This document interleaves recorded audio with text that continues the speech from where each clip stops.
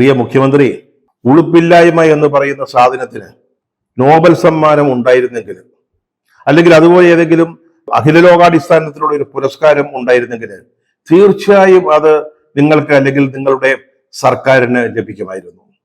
ഈ വിഴിഞ്ഞത്തെ തുറമുഖം, അതിന്റെ പേരിൽ എന്ത് അഭിമാനിക്കാനാണ് ഈ സർക്കാരിനുള്ളത്? എന്ത് അവകാശവാദമാണുള്ളത്? അതിപ്പോൾ പൂർത്തിയായി പ്രവർത്തനം ആരംഭിച്ചു കഴിഞ്ഞു. ഇപ്പോൾ കമ്മീഷനിങ് നടക്കുന്നു എന്നേ ഉള്ളൂ. വിഴിഞ്ഞം ഇതുപോലെ ഒരു തുറമുഖമായി മാറിയതിന് താങ്കളുടെ സർക്കാരിന് എന്ത് പങ്കാണുള്ളത്? ഈ തുറമുഖത്തിന്റെ ഘടന എങ്ങനെയായിരിക്കണം? ഇത് ഏതു തരത്തിലുള്ള ഒരു തുറമുഖമായിട്ടാണ് നിർമ്മിക്കേണ്ടത്? ഇതെല്ലാം തീരുമാനിച്ചത് ആരാ? ഉമ്മൻചാണ്ടിയുടെ നേതൃത്വത്തിലുള്ള UDF സർക്കാരാ. ടെൻഡർ രേഖകൾ തയ്യാറാക്കിയത് ആരാ? അത് ഈ സർക്കാരാ. ഇതിന് സഹായിച്ചതാരാ? അന്നത്തെ ആസൂത്രണ കമ്മീഷനാ. ഇതിന് പാരിസ്ഥിതിക അനുമതി നേടിയെടുക്കുക എന്നുള്ളതായിരുന്നു ഏറ്റവും പ്രധാനപ്പെട്ട കാര്യം. 2 വർഷത്തെ പ്രയത്നഫലമായിട്ട് ഈ വിഴിഞ്ഞം തുറമുഖത്തിനുള്ള ആ അനുമതി, പാരിസ്ഥിതിക അനുമതി നേടിയെടുത്തു. അതിനുശേഷം വളരെ സുതാര്യമായ രീതിയിൽ ടെൻഡർ നടപടിക്രമങ്ങൾ നടത്തി. അത് അദാനി പോർട്സ് എന്ന് പറയുന്ന സ്ഥാപനത്തിന് അതിന്റെ നിർമ്മാണത്തിന്റെയും നടത്തിപ്പിന്റെയും ചുമതല ഏൽപ്പിച്ചു കൊടുത്തു.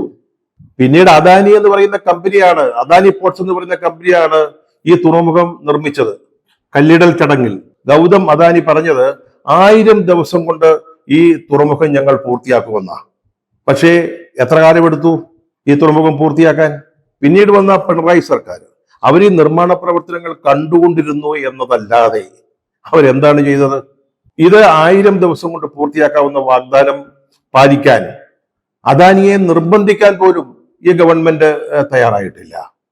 പിന്നെ എന്ത് നേട്ടമാണ്, എന്ത് അവകാശവാദമാണ് ഈ സർക്കാരിന് പറയാനുള്ളത്? നേരത്തെ ഒരിക്കൽ UDFന്റെ കാലത്ത് ഇത് ടെൻഡർ വിളിച്ചപ്പോൾ ഒരു ചൈനീസ് കമ്പനിക്കാണ് കിട്ടിയത്. അത് ഒറ്റ ടെൻഡറേ ഉണ്ടായിരുന്നുള്ളൂ. അതൊരു ചൈനീസ് കമ്പനി ആയതുകൊണ്ട് നമുക്ക് സ്വീകരിക്കാൻ കഴിയാതെ വന്നു. പിന്നീട് ഇത് അദാനിക്ക് കൊടുക്കുമ്പോൾ കോൺഗ്രസിന്റെ കേന്ദ്ര നേതൃത്വത്തിന് പോലും അക്കാര്യത്തിൽ എതിർപ്പുണ്ടായിരുന്നു. അതിനെ മറികടന്നുകൊണ്ടാണ് UDF സർക്കാർ ഇതിന് അനുമതി നേടിയെടുത്തത്. അപ്പൊ എന്താണ് അന്നത്തെ LDF എന്താണ് ചെയ്തത്? ഈ പദ്ധതിയെ തരിമ്പെങ്കിലും അനുകൂലിച്ചോ, പിന്തുണ നൽകിയോ? 5500 കോടി രൂപയുടെ ഈ പദ്ധതിയിൽ 6000 കോടി രൂപയുടെ അഴിമതി നടന്നു എന്ന് ആക്ഷേപിച്ചുകൊണ്ട്, ആരോപണം ഉന്നയിച്ചുകൊണ്ട് ഈ പദ്ധതി വരുന്നതിനെതിരെ സമരം നടത്തുകയാണ് അന്ന് LDF ചെയ്തത്. ഇപ്പൊ അദാനി ഇതിന് നിർമ്മാണം പൂർത്തിയാക്കി, പ്രവർത്തനം ആരംഭിച്ചു, ഇപ്പൊ കമ്മീഷനിങ് നടക്കുന്നു. അപ്പൊ ഇത് നമ്മുടേതാണ്, ഇത് നമ്മുടേതാണ് എന്ന് പറഞ്ഞുകൊണ്ട് അതിന്റെ മുമ്പിൽ കയറി ഞെളിഞ്ഞു നിൽക്കുകയാണ് LDF സർക്കാർ വാസ്തവത്തിൽ ചെയ്യുന്നത്. പിണറായി സർക്കാർ എത്ര അവകാശവാദം ഉന്നയിച്ചാലും ഈ തുറമുഖ കമ്പനിയുടെ MD പിണറായിയുടെയും പിണറായി സർക്കാരിന്റെയും മേല് എത്രത്തോളം അപദാനങ്ങൾ കോരിച്ചൊരിഞ്ഞാലും ഈ തുറമുഖം യാഥാർത്ഥ്യമായതിന്റെ പിന്നിൽ ഉമ്മൻചാണ്ടിക്കും UDF സർക്കാരിനുമുള്ള പങ്ക്, അനിഷേധ്യമായ പങ്ക് ആർക്കും നിഷേധിക്കാനാവില്ല. ഇത് നിങ്ങൾക്ക് പറഞ്ഞിട്ടുള്ളതാ, നിങ്ങളുടെ ഒരു രീതിയാ. വൈക്കം മുഹമ്മദ് ബഷീറിന്റെ ഒരു കഥാപാത്രം, രാജ്യത്ത് എവിടെ ഗർഭമുണ്ടായാലും അത് നമ്മുടേതാണ് എന്ന് പറയുന്ന കഥാപാത്രം. ആ കഥാപാത്രത്തിന്റെ സ്വഭാവമാണ് LDFന്. നിങ്ങൾ നിങ്ങളുടേതായിട്ട് ആരംഭിച്ച് പൂർത്തിയാക്കി ഉദ്ഘാടനം ചെയ്ത ഏതെങ്കിലും ഒരു വൻകിട പദ്ധതി കേരളത്തിൽ ചൂണ്ടിക്കാണിക്കാനുണ്ടോ?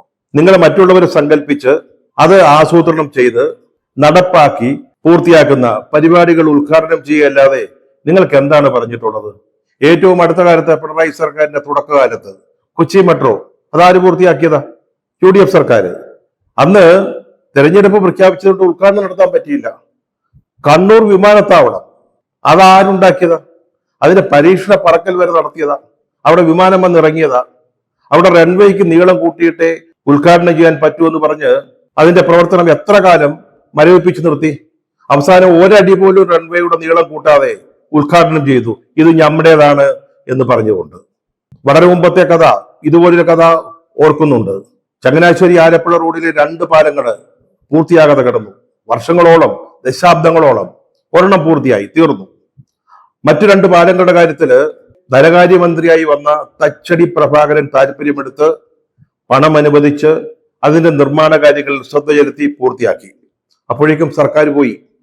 പിന്നീട് വന്ന നായനാർ സർക്കാർ ആഘോഷമായിട്ട് അതിന്റെ ഉദ്ഘാടനം നടത്തിക്കോ. അവരുടെ കാലത്ത് നേരത്തെ ഉദ്ഘാടനം ചെയ്യാൻ പറ്റാതെ പോയ കാര്യങ്ങള് അവര് ആഘോഷമാക്കുന്നതിൽ നമ്മുടെ പരാതി പറഞ്ഞിട്ട് കാര്യമില്ല. പക്ഷേ അവിടെ ഇത് നടപ്പിലാക്കിയവനെ ഒന്ന് ഓർക്കുക.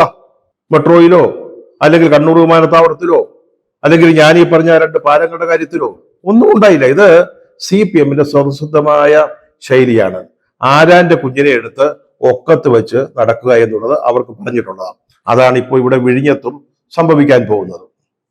ഈ 4ാം വാർഷികാഘോഷം തന്നെ 2 കാര്യങ്ങളുടെ മുകളിലാണ് കെട്ടിപ്പൊക്കിയിരിക്കുന്നത്.